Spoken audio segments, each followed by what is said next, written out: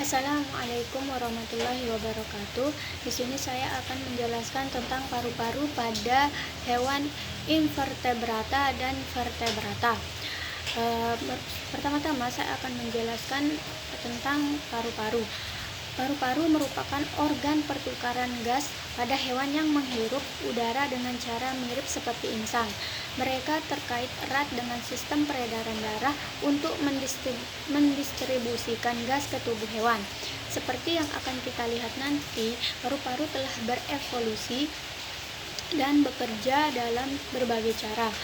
Misalnya, beberapa paru-paru berventilasi aktif, sementara yang lain mengandalkan difusi untuk memperbarui kandungan gas mereka. Pada paru-paru yang aktif berventilasi, udara dapat dipompa atau dihisap ke dalamnya. Masalah yang berhubungan dengan menghirup udara adalah kehilangan air dan berbagai solusi untuk masalah ini.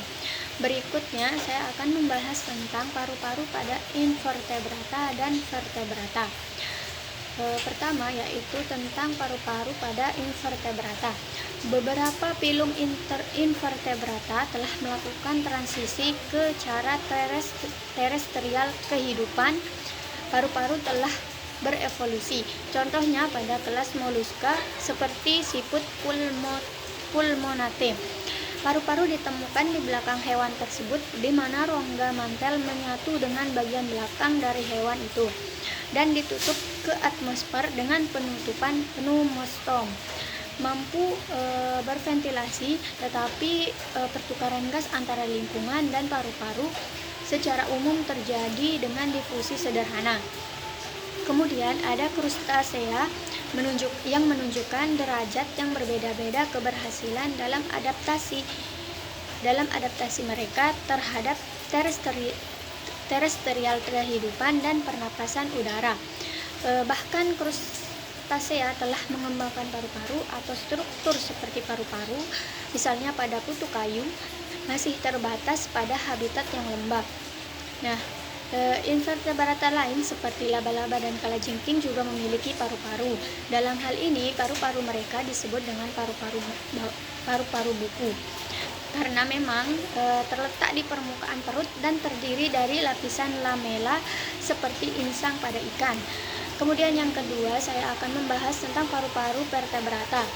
Paru-paru pada vertebrata ditemukan pada hewan amfibi, reptil, aves, dan mamalia. Amfibi menunjukkan keragaman yang luar biasa dalam struktur paru-paru mereka, mulai dari rongga tanpa kompartemen sederhana hingga paru-paru yang tervaskularisasi dengan baik dan sangat terkotak. Namun, dalam hal ventilasi paru-paru, mereka semua diventilasi oleh pemompa tekanan yang positif. Kemudian paru-paru pada reptil secara morfologis bentuknya lebih rumit dari amfibi karena mereka lebih terkotak-kotak. Perbedaan utama dalam paru-paru reptil ini adalah bahwa mereka berventilasi dengan pompa hisap.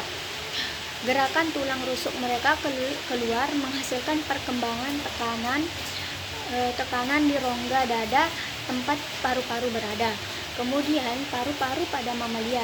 Pada mamalia itu lebih terkotak-kotak dan morfologisnya lebih kompleks dari paru-paru pada reptil. Udara ditarik ke dalam paru-paru dengan mekanisme pompa hisap. Udara masuk melalui trachea yang melalui serangkaian divisi bifurkasional dan berakhir di alveoli. Yang terakhir yaitu sistem pernapasan pada aves. Ini relatif lebih kompleks. Paru-paru terhubung ke serangkaian kantung udara yang sangat luas, bahkan sampai meluas ke tulang-tulang. Kantung udara ini dibagi menjadi dua kelompok, yaitu ada kantung udara posterior dan anterior. Kantung udara posterior itu terletak di pangkal leher di bawah sayap atau ketiak, dan dua pasang lagi berada di rongga perut. Kemudian yang kedua ada kantung udara anterior.